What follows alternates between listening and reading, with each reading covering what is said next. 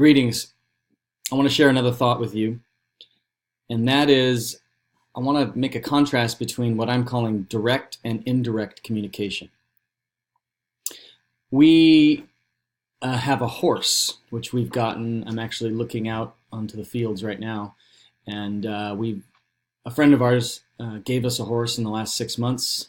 We boarded one last year, but it's a first for us. I'm a city boy, and my wife is very much enjoying having this large beast. We have about 2 acres, and he eats a lot and poops a lot.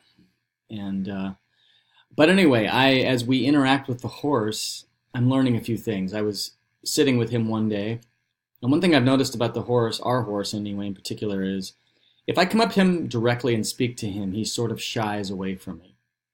However, if I sidle up next to him, he approaches me. And I felt like the Lord dropped a piece of wisdom in there for me, that horses prefer indirect communication. I'm used to pets like dogs. Dogs like direct communication. Sit, Ubu, sit. Good dog. You're direct. When I'm interacting with my dog, I'm looking at the dog's looking at me. We're directly interacting with one another. It's through the front door type of communication. When I'm interacting with the horse, if you think about it, the way horses interact with humans is a human would ride a horse, and so you're both moving in the same direction. So the communication is more indirect. So there's animals like horses and, dare I say, cats that might be more indirect communicators. There's animals like dogs, and I'm sure a variety of others that are more direct. But then, of course, in my way, I had to extend that idea. And I think there's communication styles with humans that are that way. There's humans that prefer indirect communication. There's ones that prefer direct. I'm direct. I love the one-on-one interaction with folks. I think it's a mercy dynamic. My wife, on the other hand, we believe is a giver, and she prefers indirect.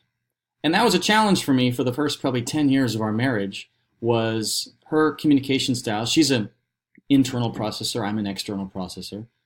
But in addition to that, she also prefers indirect communication, and I prefer direct. Thomas Aquinas said, whatever is received according to the mode of the receiver. And Arthur, in his talks, has mentioned many times, he says, it's not so important what I said. What matters really is what you heard. And so much about communication is that. Another Arthur quote that he says is, one of the great illusions about a communication is that it has, in fact, occurred. So often when we communicate with one another, we feel, at least one party feels, that communication has happened and the other one doesn't. And so, like Aquinas said, whatever is received according to the mode of the receiver. So if I want to be a communicator, I need to be sensitive to the dynamics of the person or persons that I'm speaking with. So in this case, how does one who is a direct communicator, like myself, and I'm sure many of you listening to this, if you're a Mercy, how do you interact with those who are indirect? I think that I don't have all the answers to that, but I think, first of all, just recognizing that someone has an indirect communication preference is good. I have 2 sons.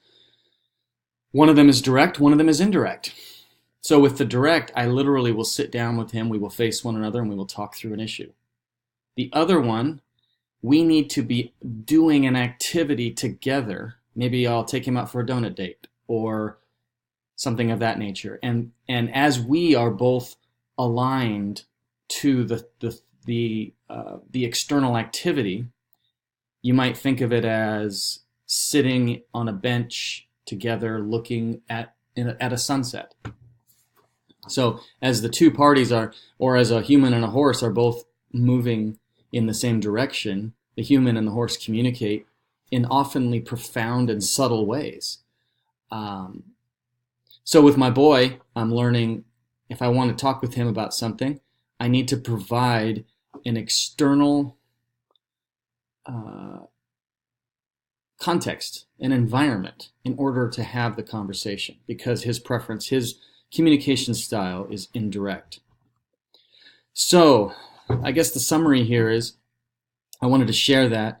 And then secondly, I want to bless those of you listening to this. If your communication style is either direct or indirect, I bless you with the wisdom of God to know your style, to know the style of your significant other and of your children, and to learn to speak in the mode that they can receive it. You know, this harkens back to the Love Languages book, which some of you have probably read, the 5 different love languages, and giving love not as you would receive it, but as the person you're interacting with would receive it. This is just another shade or flavor of that same conversation. So I bless you to hold in dignity the communication style that you have, and yet at the same time, I bless you to have wisdom to communicate with your spouse, your child, your business colleague in the way that they can receive it. In particular, you direct communication people, I bless you with wisdom to learn how to communicate with people who have an indirect communication style. In Jesus' name, amen.